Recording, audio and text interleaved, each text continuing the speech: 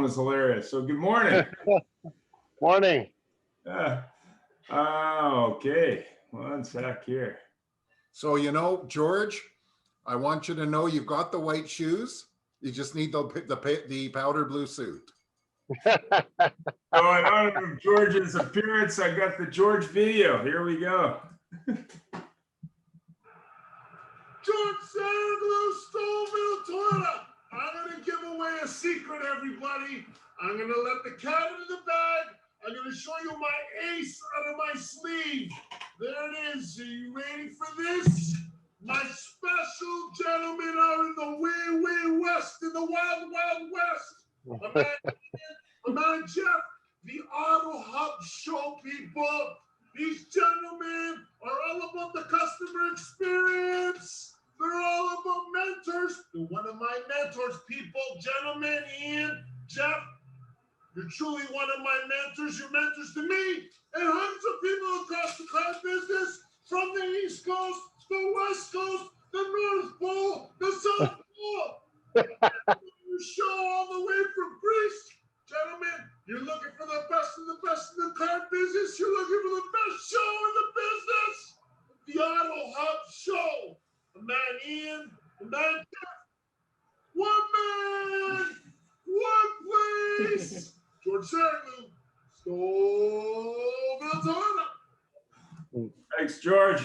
And we got a couple of books. So maybe Jeff can talk about these since he picked them.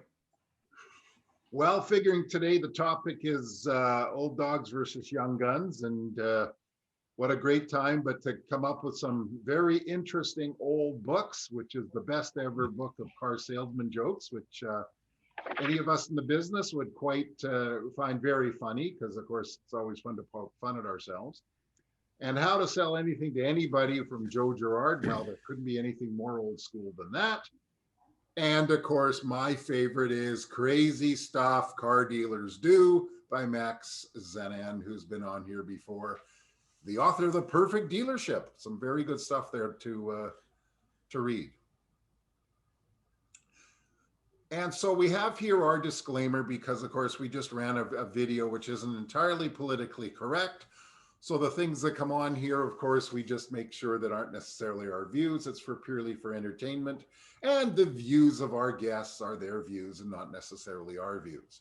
Although we're happy to say whatever Marco likes and whatever George likes, whatever Brandon likes, we probably do, but not officially. And our show today is the Old Dogs versus Young Gun show.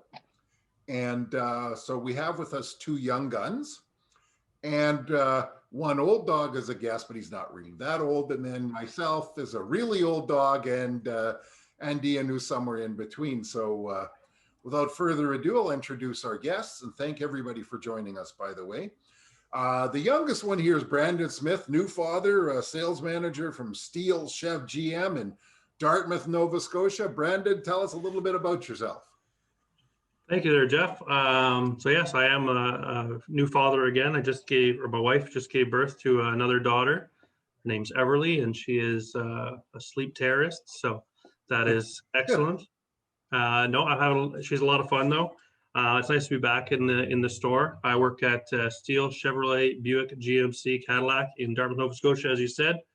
We're the largest GM dealer in Eastern Canada. So we are selling a lot of vehicles, which is a really great place to be. So we're always busy, always something on the go. And I'm one of 4 sales managers here. I kind of specialize in the financing side, as that's my background. And just love the car business. I'm really passionate about it, and I love immersing myself in it as much as I can. So really happy to be here today.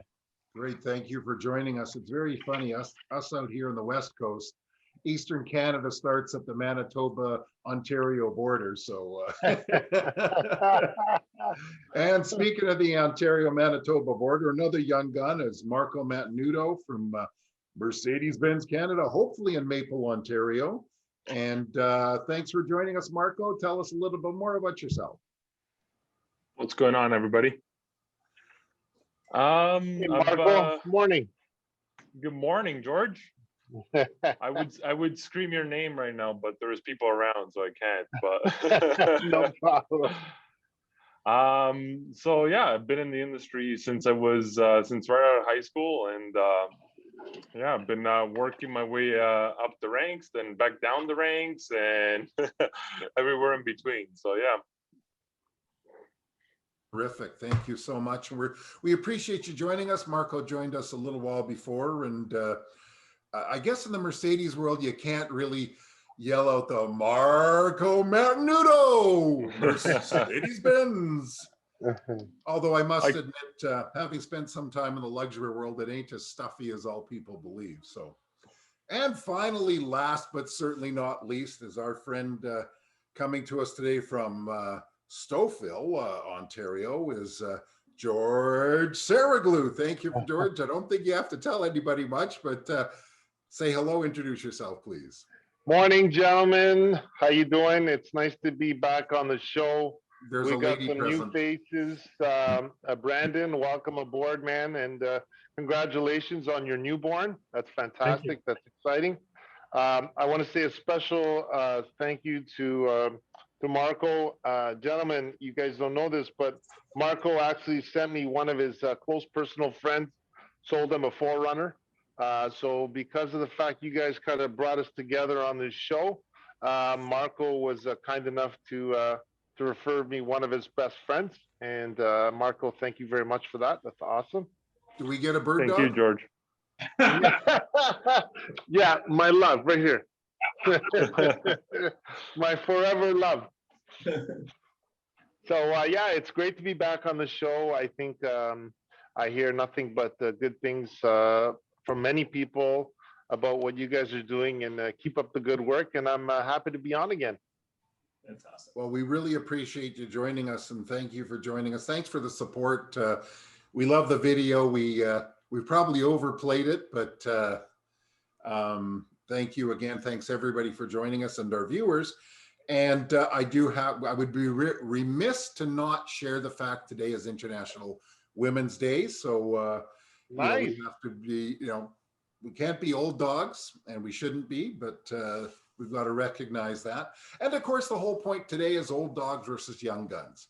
The business, the big conversation in the business, especially in the last year, is how the business has changed.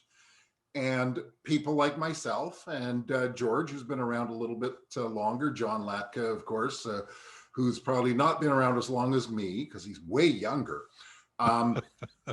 We remember the old days, and we always talk about, well, it's relationships, and it is. But I'm going to start with a question for George. You've been in the car business since the 90s, way back. In fact, Brandon probably wasn't even born then. But what is just kidding. What is the biggest change you've seen to today? And, in other words, can old dogs learn new tricks? Well, without question, the biggest change from then until now has been obviously the computer / social media / being to connect with thousands of people with a click of a button. And yes, we can learn new tricks. As a matter of fact, people who know how to utilize these tools actually are excelling. And that's where I was so happy to take on all these new tools and combine the old with the new. And it's just becoming more powerful and powerful. It's incredible what I see every day and how it's integrated into our business. I'm so happy to say it's working out great for me. And young guns like Brandon, like this comes second nature to you guys. This is for you guys. This is nothing, but being able to integrate the old with the new, it's really working out awesome. Fantastic. And I got a question for Marco and Brandon. Jeff and I came from a time when the car business was less cooperative than today. How have you been affected by customers who have had prior bad experiences from those times? So go ahead, Marco. So you cut out there for a second. What's the last part of the question? How, obviously, customers had bad experiences in the past. How have you adjusted to how the customers were affected by those bad experiences? How have you, helped them get past those, I guess is the general gist of it. Well, it's kind of funny because if you look at the history of like clients have adapted a lot faster than we have. in the sense that I remember when I started in the industry, people were, didn't want to give you their phone number because they were afraid that you would hound them until they died, and then hound their families and kids after that. So it's and then we went from that to salespeople not really following up as much, and clients now giving you their phone number so that you may call them, and they're more than willing to do so. Actually, they're more likely to give you their phone number than their email, because they're starting to realize that there's a lot of junk that they receive on a daily basis, and they're asking you to follow up with them via text rather than calling them. That's another big thing. So they're if salespeople are not willing to change, the market will make sure that they do change, right? So yeah, I think that's part of the thing. And then the other thing, the better experience and that they had past the phone call aspect. I mean, it's people still need cars, so they come in, and the better experience is not like a bad omen or something to that they're expecting. But it's just that they're a bit more prepared and kind of spot, I guess we would say, is a bad path that they're going into, right? So I don't know if I explained myself well enough in that one, but yeah. Fantastic. Brandon, do you have any thoughts on that? Yeah, so I think that I think the biggest way that this presents itself is that the way that customers come in and they have this huge sense of distrust initially, and I think it represents a real tremendous opportunity for dealerships and and salespeople to really develop a relationship with this customer. And I think these customers are ones that can become really, really loyal very, very quickly. A lot of people who have had these terrible experiences in the past, they come in and they're ready to have a bad experience again. They're expecting to have a bad experience, and that their defenses are really high. So if you can take the time to really have a connection with this customer, give them a good experience, earn their trust, and provide superior customer service, you're probably going to have someone who's going to be tremendously loyal, because they went from having a very bad experience to having what should hopefully be a very good experience. And anytime you kind of have that contrast, those customers are going to be far more loyal than someone who's gone around and shopped a couple different places and had good experiences everywhere they've been. But that bad experience in the past really, really is an opportunity to show that your store or you as a salesperson are different. And if you can do that and really earn their trust, I think you'll have a very long time customer. So a lot of opportunity comes with those types of customers. Well, thank you. It's very funny, Marco, how you mentioned about the phone calls, and Ian and I were just talking about that before everybody joined in this morning about people who still believe in hounding somebody with phone calls, and even trainers that train people, just bug them, just bug them, just bug them, just bug them, just bug them. And my firm belief, it never worked before. And they only bought because you beat them, they finally just a submission, and you probably chased away more. But so seeing the fact that we're talking about this stuff, what are the biggest hurdles that you're experiencing with customers today? Probably didn't do it in the past, and I'm going to hit Brandon with that. I mean, I think one of the biggest hurdles we have now is getting customers to be honest with us. I see a lot of times where customers will get a lot of bad advice from friends or family or the internet, and come in with this really high sense of distrust, and they'll be really guarded with their information. They'll flat out lie about certain things. They'll say they don't have a trade when they do. Just these different things that make it harder to give them a good experience and harder to work with them. Those are real hurdles. And I think one of the biggest things that salespeople should do now to help overcome these things is just really extend that first meet and greet process. Really take the time to develop a relationship with your customer. If a customer comes in and says, "Listen, I'm here, I just want to drive that car," just pump the brakes a little bit. Have a conversation with them first, as much as you can, as much as they'll let you. And I think that'll be really beneficial. But a lot of people don't take the time to have these conversations or to overcome these to reference, like, shields up, people come in with the shields up just to get them to lower their guard. That's a big hurdle I find a lot of times. And then same with Marco now, people will give you their phone number, no problem, because they don't answer the phone anyways, but no one will really give you your email right off the hop. So that's another hurdle as well. I have to say that I've just realized something. I haven't written it down, but I think almost every show that we have had, there's been some reference to Star Wars, Shields Up, or Star Trek, Shields Up. So George, putting that question to you, and I know you do most of your business by relationships, and many of your people are repeat and referral, but what's the biggest hurdle that you've got today? I'd have to say not too much has changed in regards to customers and their trades. For example, Brandon mentioned that, everybody wants to maximize their trade. The benefit I have is you're talking about decades of relationships. So, I proudly say, I'm on to my fourth generation of customers where I've sold great grandparents, parents, and children. So that being said, I still love meeting new people. But you're going to always have, money sensitive. And right now with the economy the way it is, I think the biggest hurdle is there's a lot of money sensitive people, which I completely understand and I respect. And similar to what you said, Jeff, you don't want to beat them over the head, regardless if they're a referral or not. Pounding the way we were taught, pound them till they die, or buy or die. That is something that you just cannot do ever, but let alone now. And everybody is so sensitive when it comes to money right now. I see this now more than ever. And I completely, like I said, I completely understand. I had a friend of mine here this morning. He brought in his car for service. I met him here. He had a couple restaurants and now those went belly up. So here he is telling me about, this is a guy who used to buy, him and his family. I'd sell his family 3, 4, 5 cars a year. And now everything's come to a screeching halt.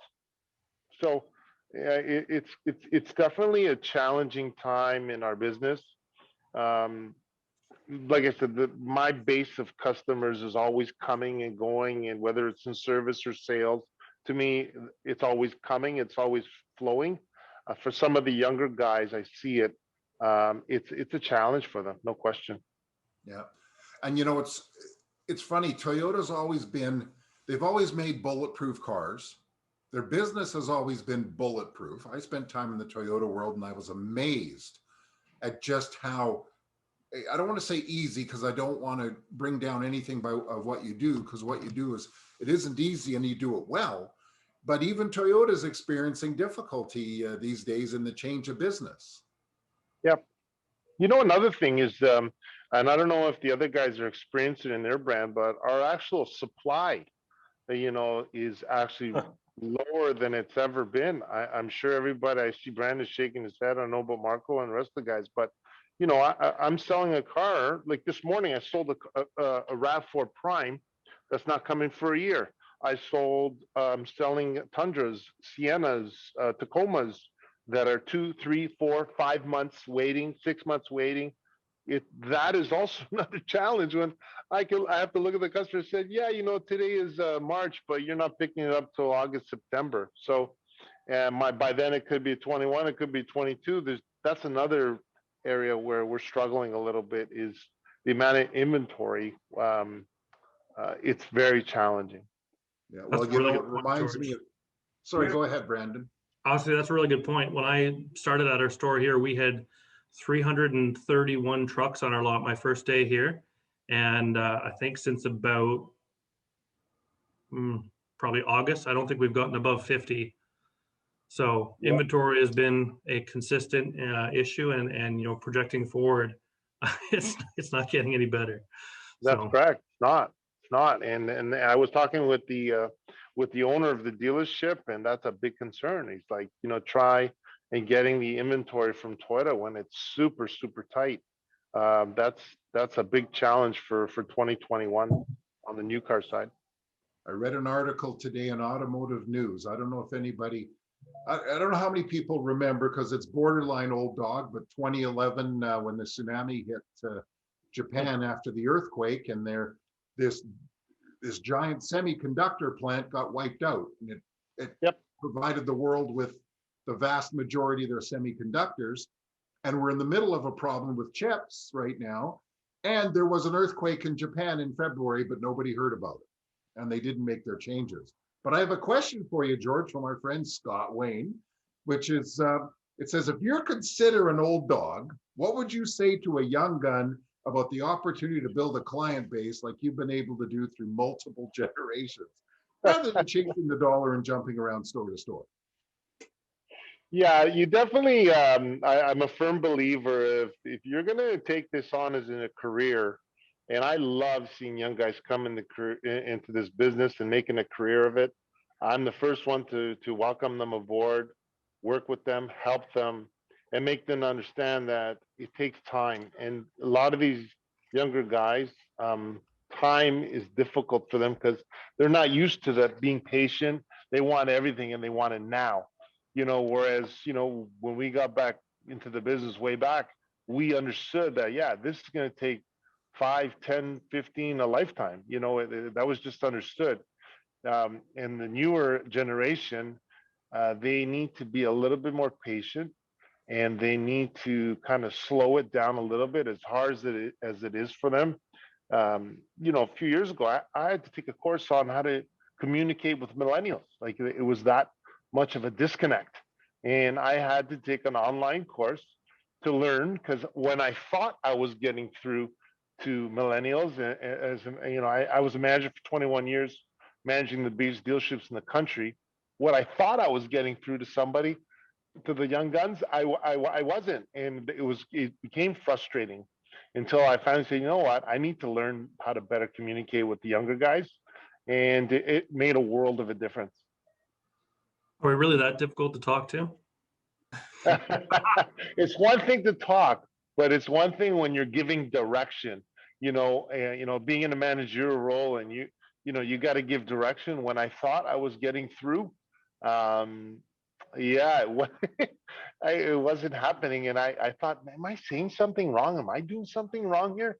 And I realized, yeah, maybe I was doing something wrong. And I just had to learn how to communicate better with them. So it was a definite challenge. But as anybody young in the business, I want to welcome any youth into the business. I love seeing youth come into the business.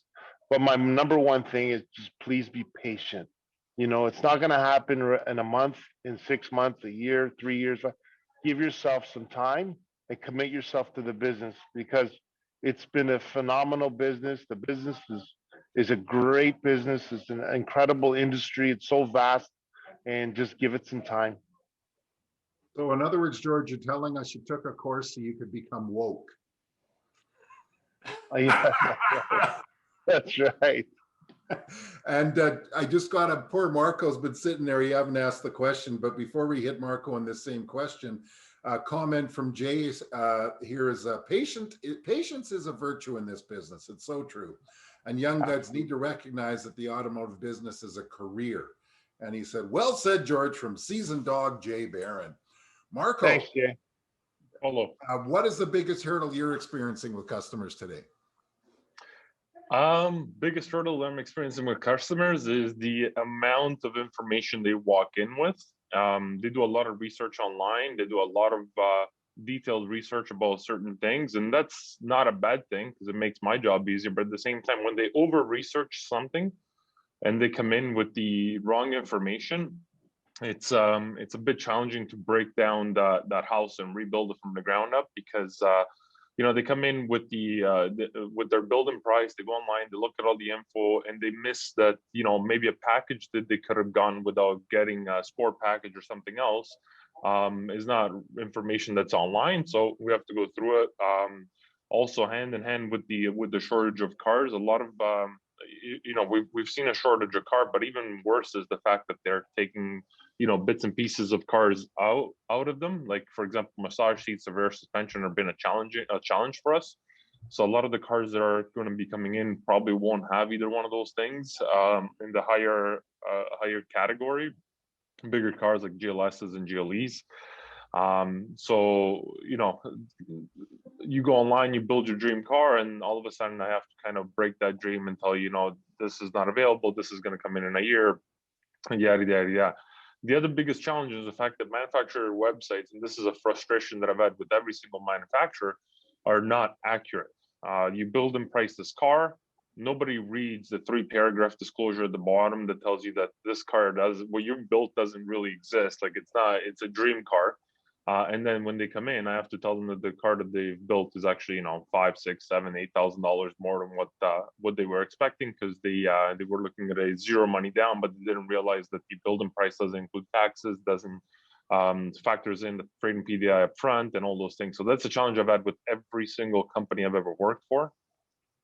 And I just want to add one thing about George's thing, that he had to take the course to talk to millennials. When I was a manager, I had to have a mentor walk me through how to talk to older people, because I could not really relate to them.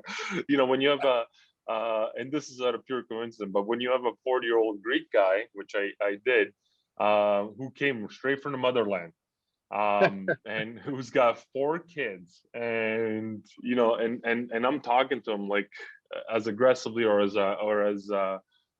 passionate as I was with a millennial. He would take it the wrong way, and my GM at the time pulled me aside and he said, you know what, you can't talk to this guy this way, you got to go around the long way, because he doesn't understand this direct approach, and you got to kind of give him the lay of the land before you explain to him what's going on. So, and keep in mind your age versus his, right? So yeah. There's actually, ironically, a question from the audience. Patients, sales managers who are young, new sales rep answers to allow for growth curve, or they expect great results in short amount of time. I don't know much about new car sales, so please excuse my lack of knowledge. So how would you correct that? How would you recommend correcting that patience? I mean, you're a young person, obviously you just moved from one brand to another. Do you feel that's a patience issue? And how would you correct for that if you were a manager? You know what, like the disconnect that I think the 2 generations have is the fact that you know, the old dogs are preaching, you know what, you got to be patient, you got to take your time, but you're preaching this to somebody whose entire generation has been able to make themselves famous with a cell phone, and almost instantly. So some people are just blow up overnight. They put out a video, they don't even think about it too much. Like, for example, the guy that skateboarded with the Fleetwood Mac song in the background, he's gone to be you know, he's wealthy now, bought himself a house, bought his family houses, and like he's been able to maximize that the original video and make himself famous, and that practically happened overnight. So it's hard for somebody to go and say, you know, you need to slow down, you need to do this. Well, as you're talking to me, I've ordered something on Amazon Prime that's going to get home before I do.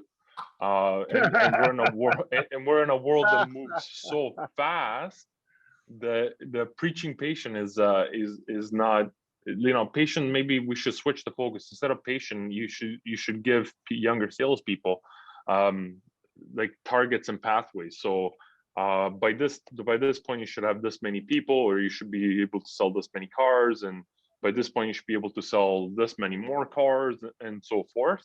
And if you're struggling with certain things, you know, just come talk to us, and we'll walk you through how to do it. But to turn around to a guy that's had everything instantaneously his whole life and tell them, well, you need to slow down now and have patience, that, you know, he's not gonna listen to you, because patience and slowing down are not part of what we've been taught since the coming of the internet, right? So any thoughts on that, Brandon? Oh, no, I agree with Marco entirely. When I was a new sales manager, I had a very, very green, very, very young sales team at Proxima Mitsubishi. And I think that was a huge benefit for me. I didn't have to, I didn't have to prove myself as a sales manager. I didn't have to do any of the justification for what I wanted to do or where I wanted to go. We basically kind of made plans and we put it into motion, and we got big results very, very quickly at Mitsubishi there.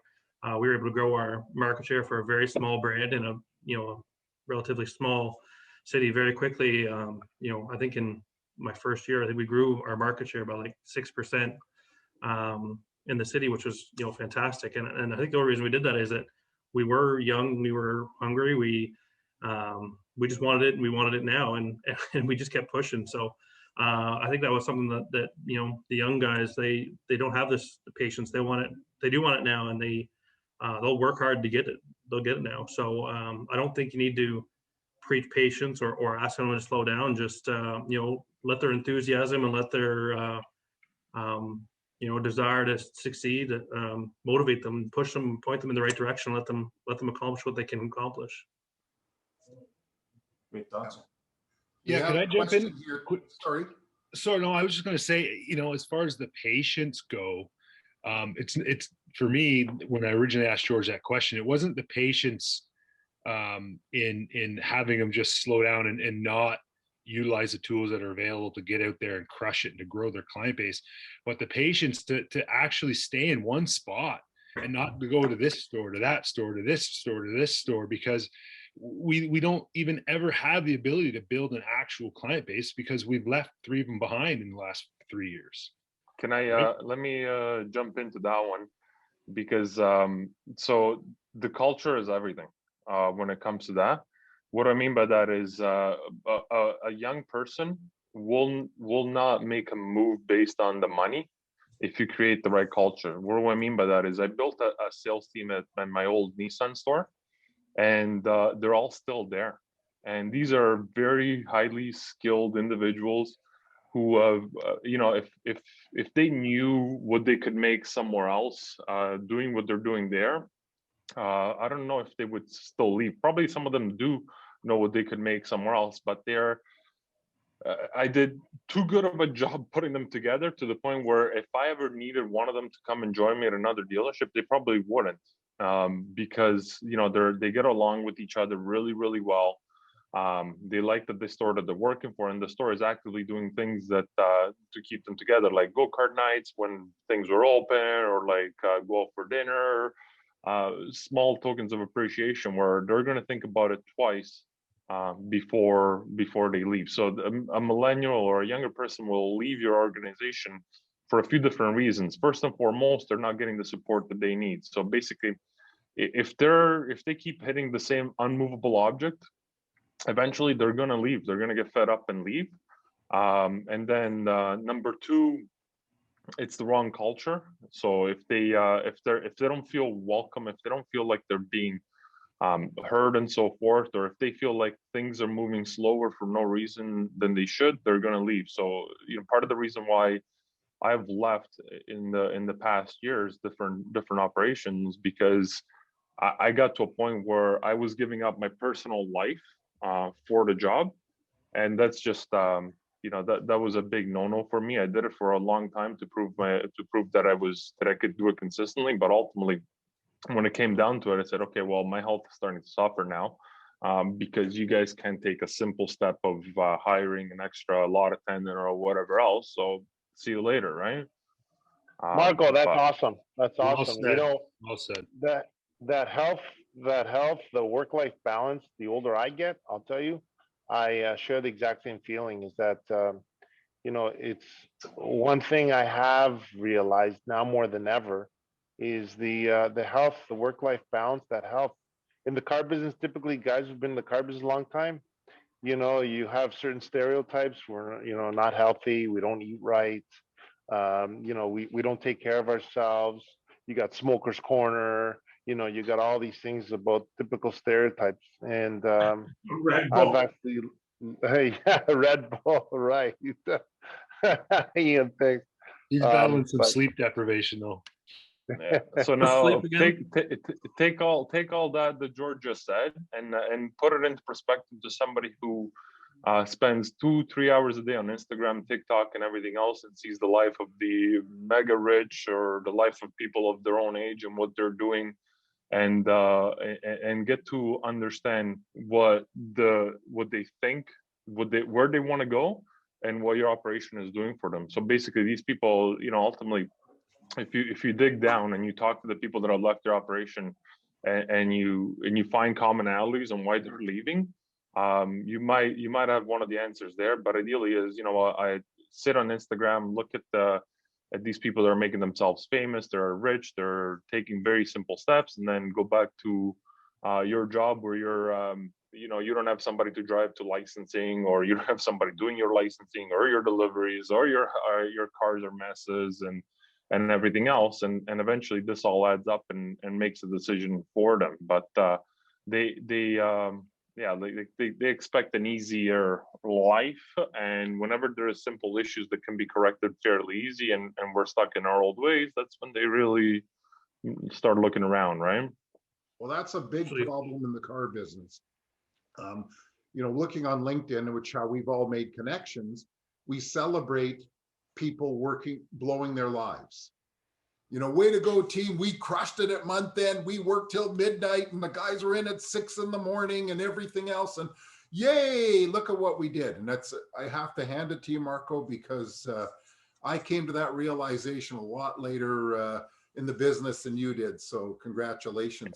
I want to bring up a question that came a while back, and I don't want Denise to feel that we ignored her. Actually, but this is a question for Brandon or Marco. And it says, sorry? Before you get into that, I just want to actually reinforce a point that Marco made. I joined the business here sometime in 2014, and I've been at 4 stores. I worked for 4 stores in that time, and never once have I ever left for more money, but I've always left for more opportunity. That's what I've always looked for. Actually, I think even my most recent one, it was very, very difficult to leave Fred Mitsubishi. I love that store. But the only reason I left is I wanted to be close to the family so that my wife and I could have a second child like we did now, and to find that work-life balance and to have support and be surrounded by people that support you. So yeah, it's not always about the money, and sometimes the best thing you can do for someone, if you're a new manager or an old manager, is to really just give the person that person permission to leave and let them do well somewhere else. I know Dave O'Leary, who was my old dealer principal, he and I still talk, and he gave me full blessings to leave, and he knew why I was leaving, so there was no hard feelings. And just because someone bounces around does not mean it's for more money. I started at a Kia store. I left to become a finance manager. I left that store to become a finance manager at a different store, but it was a better opportunity with a more I would say progressive group, and then I became a sales manager there. And the only reason I left that store was because I just wanted a better work-life balance as well. So yeah, I think for the younger people, everyone assumes that people hop around looking for more money or looking for a title, but if you really drill down on it, it's almost never the case. So thank you. At least in my experience. We train salespeople to say people don't buy cars for money. They buy cars for the experience, and people don't leave, especially younger people. Older people, you know what? Maybe, maybe not. But you don't ask people, and when you get down to it and you talk to them, you don't say, so why'd you leave? They said, because I could make another $300 a month, man. It's usually because the owner came down and yelled at me one day. And that's another excuse. But I really want to address Denise's question because it's going to get forgotten. For you, Brandon and Marco, working with old dogs, what has been your hurdles and change, and how you were viewed by them? IT. No, doing all the IT work, setting up their cell phone. No, just kidding. Even though that is a part of our job.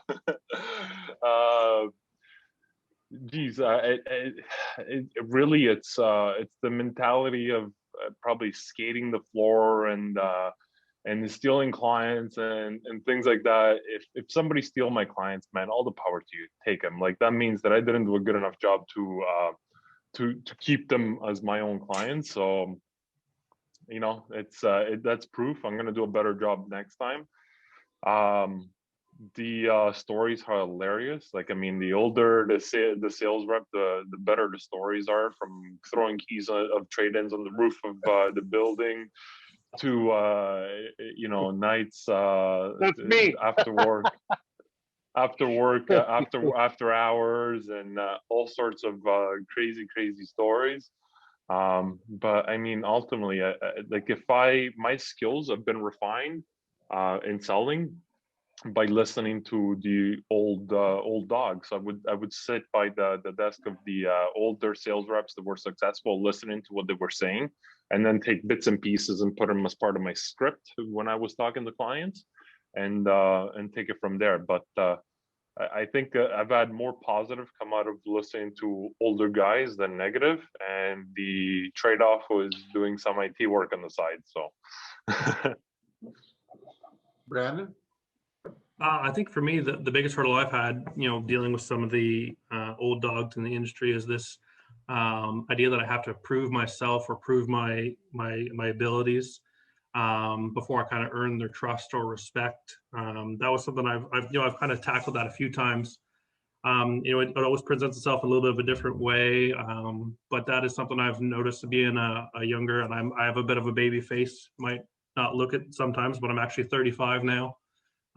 Despite people telling me sometimes I look 25 still. So I think that, this idea that sometimes you need to prove yourself before people will trust or respect your knowledge or your experience or your ideas. That's been a hurdle I've seen where sometimes, I've seen someone, an older guy, will suggest an idea and it'll be adopted or picked up or agreed to right away. And I've seen younger guys, myself or other guys who are young, suggest ideas, and they're challenged, and they need to defend them immediately. So I think that's the one thing, and it's gotten a lot better the last, I would say, probably 2 years overall. I think there's been this big shift that some of the younger generation have ideas that can be real beneficial, and I've seen this, and even with COVID right now, this big push to online, everything online. Suddenly we have people coming to you asking what are your ideas for doing stuff online, and so I think that there's a shift there, but that's been a hurdle I've seen for sure. Thank you. I find it fascinating as we sit here and other experiences with the millennials and such as well, as how the millennials came in as probably the most observed generation in history. And we weren't sure what was going to happen. And I remember I was with a GM store at one point, and they were talking about how this group was coming up and how they were going to have the most disposable and all this other stuff. But what has been most interesting to me is how the millennials have raised the old dogs' expectations of what they should expect from their work life. We heard George talk about making his work-life balance such that he could, have a better life and a healthier life. And some of us just plowed through on some of this stuff, and that's just what the expectation was. The owner at the top whipping a whip, and then this other generation came along and said, "Guess what, guys? There's a better way to do this," and they've affected the generation above them, and I think for the better. So I thank all the young guns that come out and have had a positive effect on the work life and the expectation and working more efficiently rather than just pouring in all your energy until you were burnt out and kicked to the curb. So anyway, I think the millennials have done wonders for our work environment. I have a question based on that. What's your opinion as a young gun, now to be an older person, of the next generation, and how they're going to impact differently than millennials did? No pressure, gentlemen. No pressure. Careful what you say.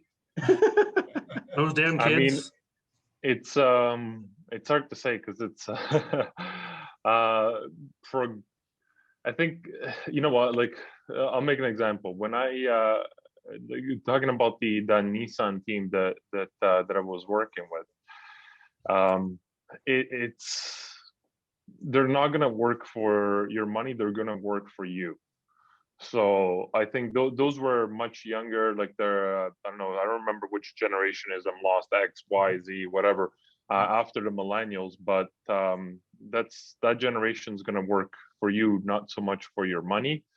And these are all guys and girls that have been raised to come up with alternate sources of income. So basically, you're not going to be their only source of income. I see the sales guys that, again, I keep bringing them up because they're the youngest sales team I've ever worked with. They're still all in their 20s.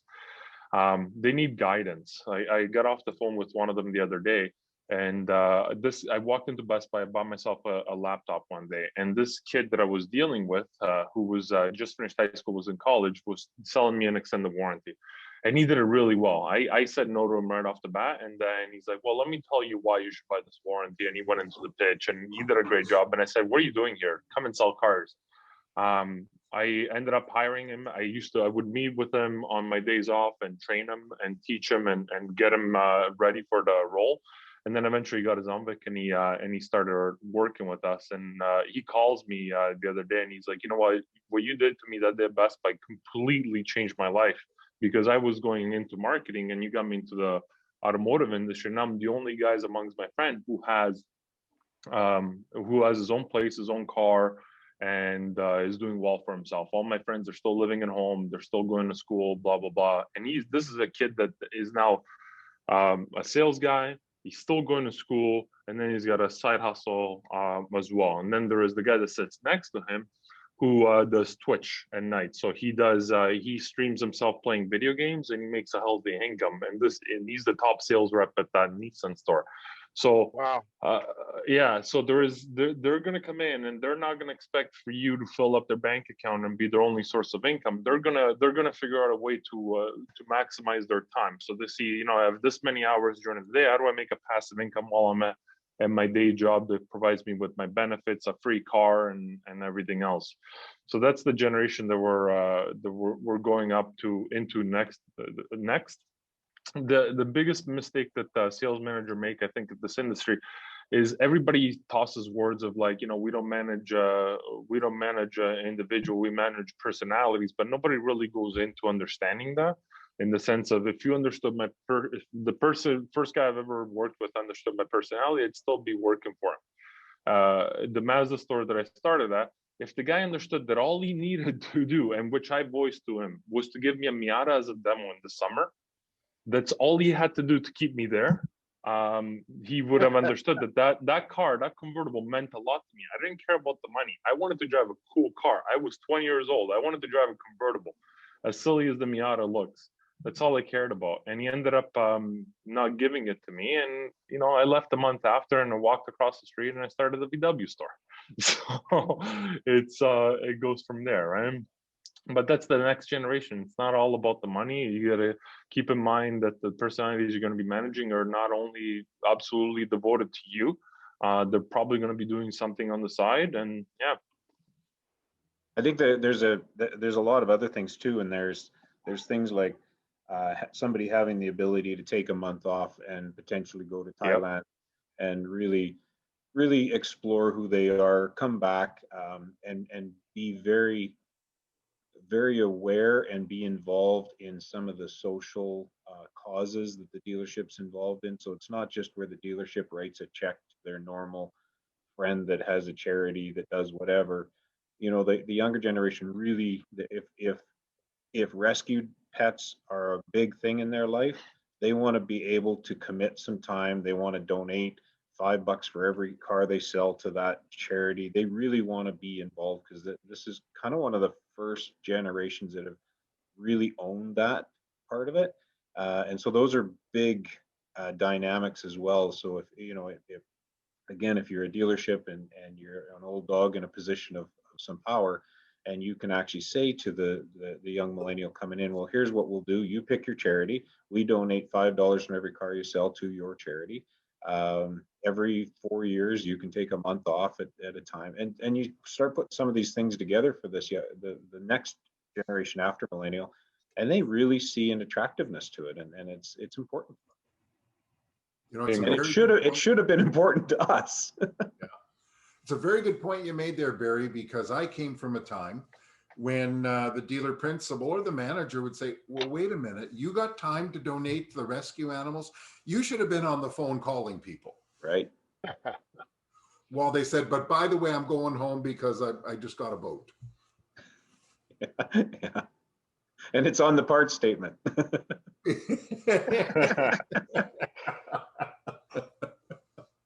Or charged or charged against the used car inventory, Yeah, car by car by car.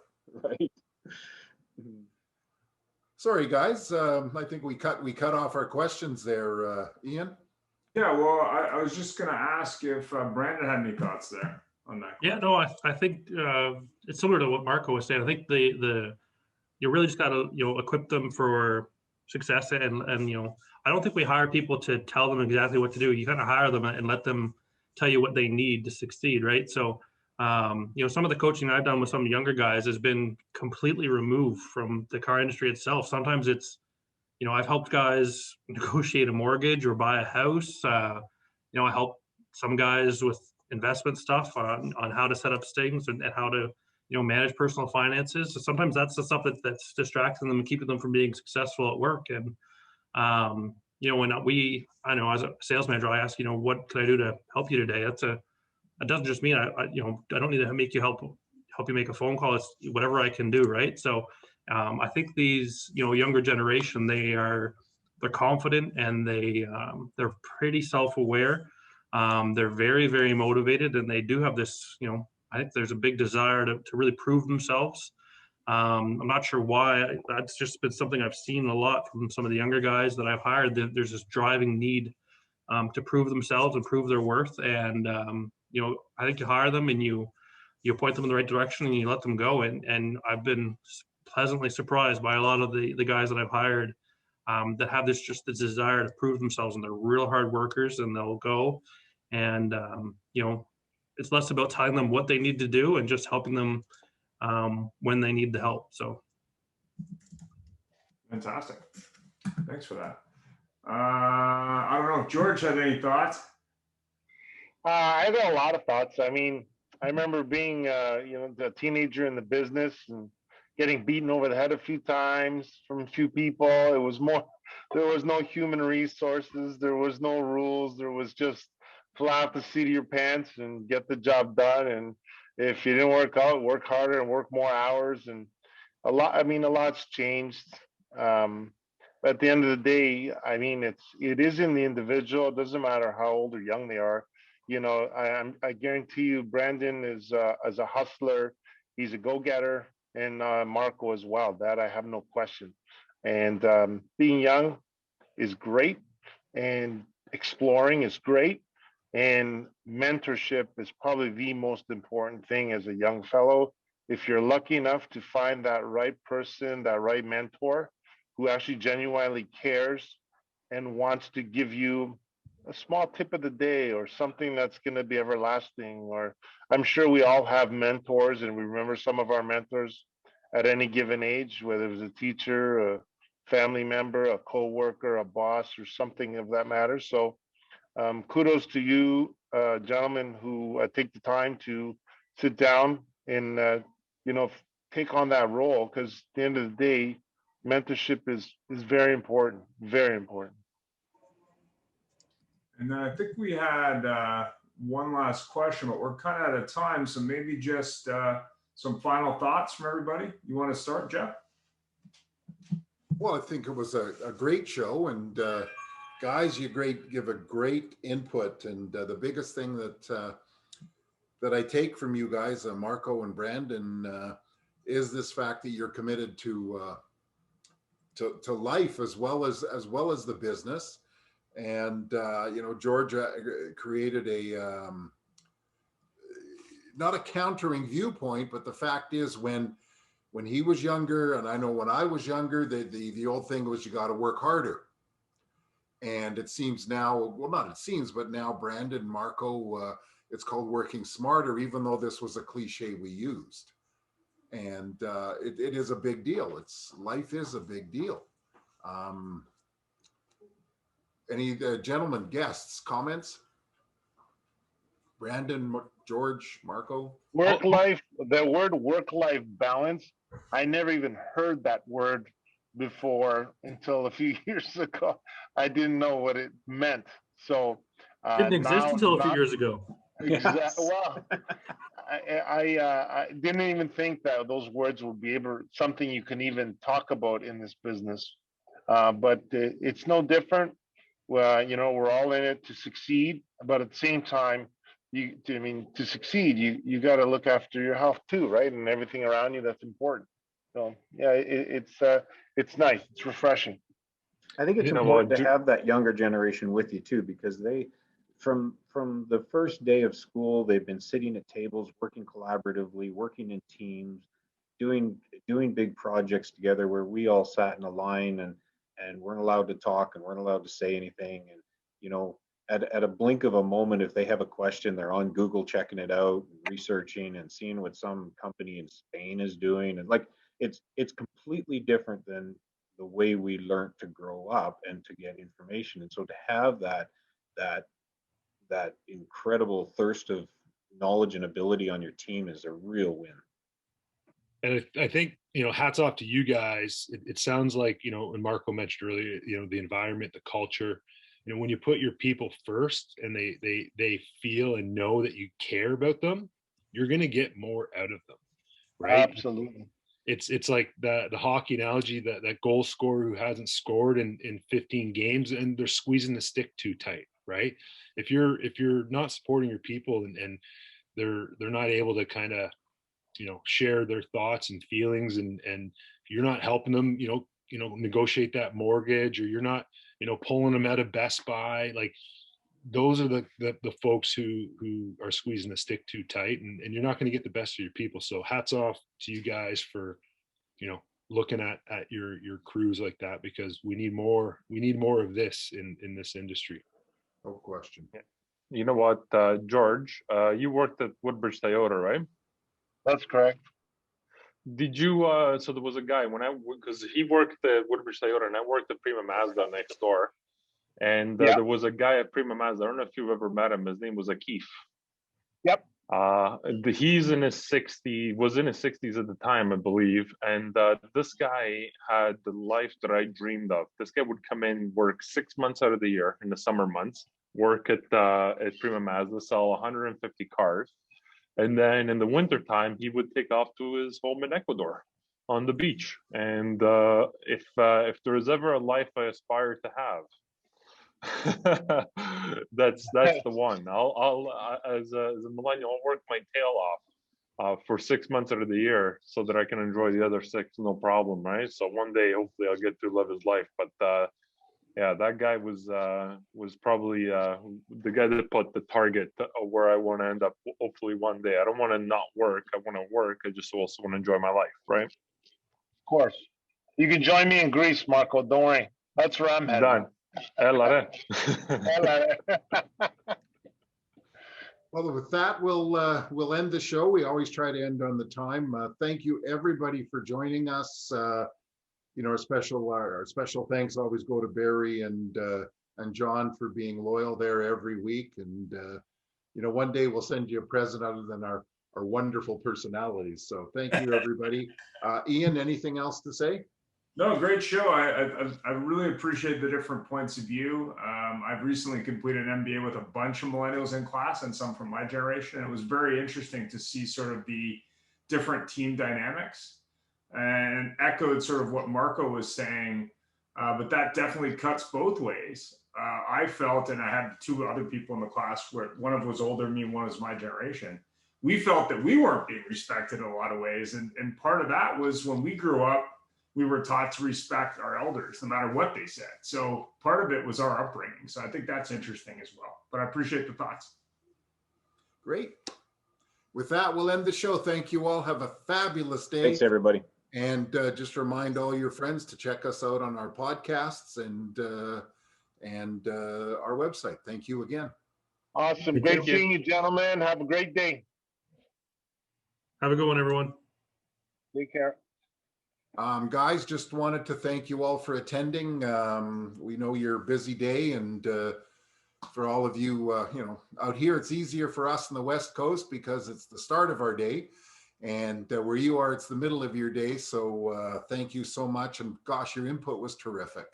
And I learn everything every day, but I got to admire you. And Marco, I won't kid you. I wish I had that state of mind at your point that you do, because part of that also allows you to be happier and allows your employer to be more respectful of you. And, you know, I know that when the boss said to me, hey, buddy, look, you know, we're just going through a reno. If you could take your holidays, you know, later, I'd appreciate it. You know, it'd have been nice to have said, hey, boss, look, I love you, but I'm going, I'm sorry. Yeah. And your family respects you more too. So Yep. Thank you very much. We appreciate you spending your time. Anything else anybody needs to say, or Ian? And Yeah, I'm still in shock on the old dog here. This is ridiculous. well, George, I have to be honest with you. If you get rid of the goatee, Yeah. you're like Justin, man. You get rid of the goatee, you look 35. You gotta get that hair going, man. Don't worry. Spring's right around the corner.